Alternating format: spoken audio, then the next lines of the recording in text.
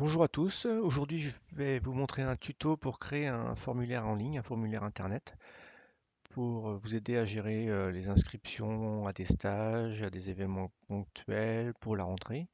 Donc ici dans l'exemple qu'on va prendre, c'est les inscriptions à des séances découvertes que nous on met en place au niveau du club pour préparer la saison prochaine. Donc la seule chose qu'il vous faut, c'est une adresse Gmail. Donc là nous on a créé une adresse sondage.tennis@gmail.com, donc je vais m'y connecter.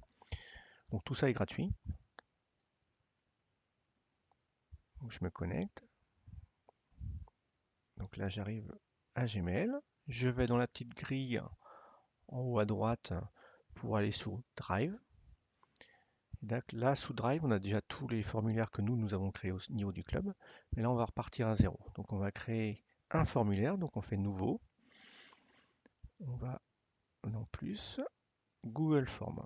Donc là, on va avoir un nouveau formulaire. Donc on va le remplir complètement. Donc là, nous, c'est des séances découvertes que l'on met en place. Donc là, je vais modifier le titre. Donc je fais des copier-coller avec une autre fenêtre pour aller plus vite, hein. Donc voilà, j'ai le titre, séance découverte jeunes et adultes juin 2018.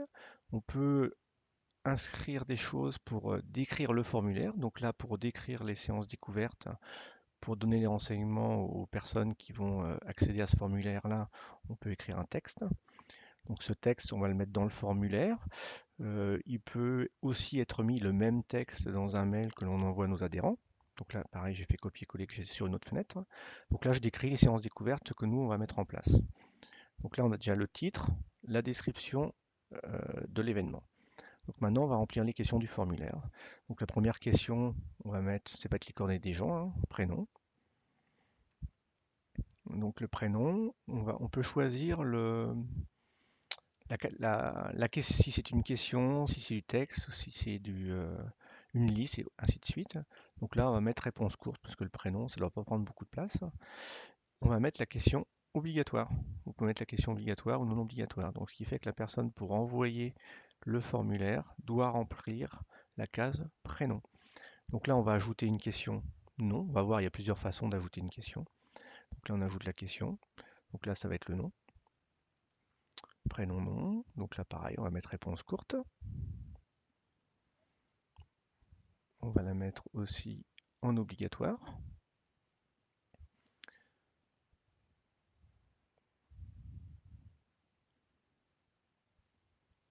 Là, je vais ajouter une question. Ça va être, comme c'est des séances découvertes qu'on fait pour les enfants et pour les adultes, ça va être une date de naissance. Donc là, je vais marquer date. Et ici, je vais mettre date de naissance. Et là, de nouveau, la, la question obligatoire. Si jamais je vais là, je vais rajouter une question adresse. Donc, toujours plus. Donc l'adresse peut être un peu plus longue que, on va dire, le nom et le prénom. Donc là, je peux mettre réponse longue, paragraphe, par exemple. Donc là, adresse.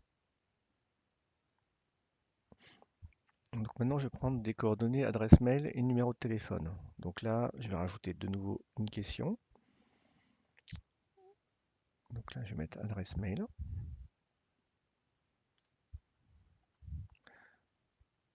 Réponse courte et toujours obligatoire.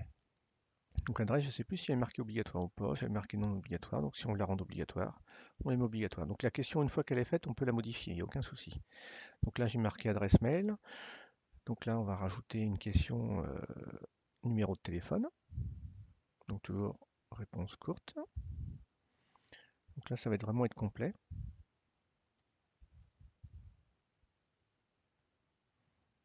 Réponse courte et toujours en obligatoire. Donc là, on est bientôt fini. Donc là, on a pris tous les renseignements. Donc maintenant, on va voir vraiment la question pour s'inscrire. Donc là, je fais ajouter la question. Donc on a le choix pour une liste de possibilités entre un choix multiple ou des cases à cocher. Donc choix multiple, la personne peut cocher qu'une seule case. Case à cocher, la personne peut cocher plusieurs cases. Donc là, on va prendre pour nous, dans notre exemple, case à cocher. Donc le titre de la question, je vais la recopier de mon autre fenêtre pour aller plus vite. Donc là, inscription séance découverte à Châteaubourg 2011 et plus âgés, ainsi que les adultes. Donc la première possibilité que je vais donner aux gens, ça va être de s'inscrire sur nos séances. Donc nous, on fait 4 séances sur le créneau 17h-18h. Je vais voir la même chose sur le créneau 18h-19h.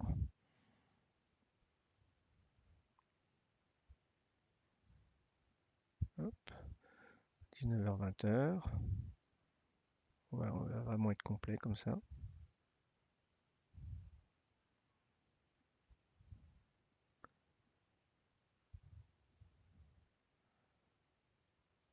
Et 20h, 21h par exemple. Après, on peut faire vraiment ce qu'on veut, hein. Donc cette question-là, à vrai dire, on n'est pas obligé de la rendre obligatoire. Si les gens veulent s'inscrire, ils sont obligés d'y répondre. Donc ce n'est pas une obligation.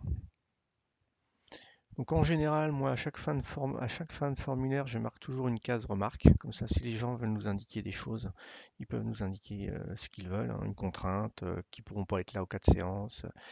Et donc là, pareil, je marque réponse longue, puisqu'ils peuvent avoir un paragraphe à marquer. Donc là, notre formulaire est déjà fini. Donc ce qu'on va faire maintenant, c'est créer la feuille qui va permettre d'accepter les réponses. Donc en gros, ça va être une feuille Excel. Donc là, je vais dans cette icône-là, créer une feuille de calcul. Donc c'est une feuille format Excel. Alors le titre, on va choisir le titre, hein. Formulaire sans titre, on va choisir réponse des séances découvertes 2018. Et là, je fais créer. Donc ma page, elle est créée. Si je retourne normalement dans mon Drive, est-ce que je vais voir la page séance découverte 2018? Non. Donc là, c'était une mauvaise. Je la vois pas. Afficher les réponses dans le cheat. Et là, on va le voir. Donc là, j'ai ma page. Donc avec mes différents renseignements. Donc c'est des colonnes prénom, nom, date de naissance, adresse mail, numéro de téléphone, inscription séance et remarques. Donc là, on a notre fichier qui va permettre de récupérer toutes les réponses. Donc vous allez voir, vous, c'est plus que des colonnes, c'est un fichier Excel. Donc là, ce qu'on peut faire pour savoir quand est-ce qu'on a des réponses, on a des règles de notification. Donc on va dans Outils, règles de notification. Et là, on choisit quand un utilisateur envoie un formulaire, de recevoir immédiatement un mail. Donc là, je suis enregistré. Donc ça veut dire que quand quelqu'un va envoyer une inscription, je vais recevoir un mail à sondage.tennis. Donc vous, si vous voulez suivre en temps réel, vous pouvez faire ça. Si vous voulez pas, c'est pas obligatoire. Donc maintenant, le but du formulaire, c'est de l'intégrer soit dans une page web, dans un site, on va voir comment on va faire après. Donc, ce qui veut dire que vous allez, en prérequis, vous avez déjà un site internet pour l'intégrer dans votre site. Autrement, on peut tout simplement demander un lien pour pouvoir envoyer à ses adhérents, pour pouvoir communiquer sur Facebook, etc. Donc là, accéder au formulaire, je vais demander le lien, et le lien va apparaître d'ici peu, normalement. Donc le lien, ça va être ça, peut-être que c'est ça, donc je vais le copier le lien.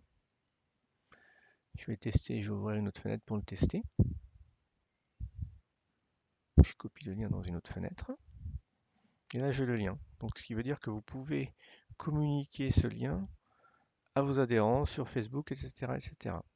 Donc là, à la fin du formulaire, quand quelqu'un va faire envoyer, il va répondre. Donc là, je peux le répondre avec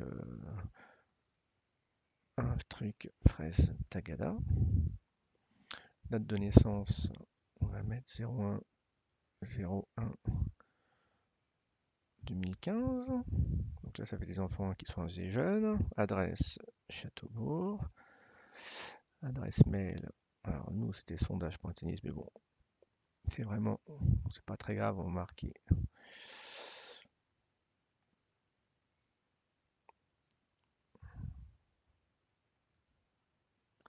Voilà, numéro de téléphone. Comme c'est obligatoire, je suis obligé de. Inscription séance découverte, donc moi je vais m'inscrire à 18h, 19h et puis à 19h, 20h. remarque pas obligé, envoyer. Donc là, comme vous avez, il y a un formulaire qui a été envoyé, vous allez recevoir un mail pour vous dire qu'il y a une inscription. Donc si je vais dans mon drive réponse séance découverte que j'ai créé, donc là je suis retourné dans mon drive. Donc j'ouvre ce formulaire là et voilà, je retrouve ma réponse, Fraise Tagada. Donc vous avez tout ce qu'il faut. Donc maintenant si on veut intégrer le formulaire dans un site internet, hein, donc c'est avec du HTML, c'est un petit peu plus compliqué.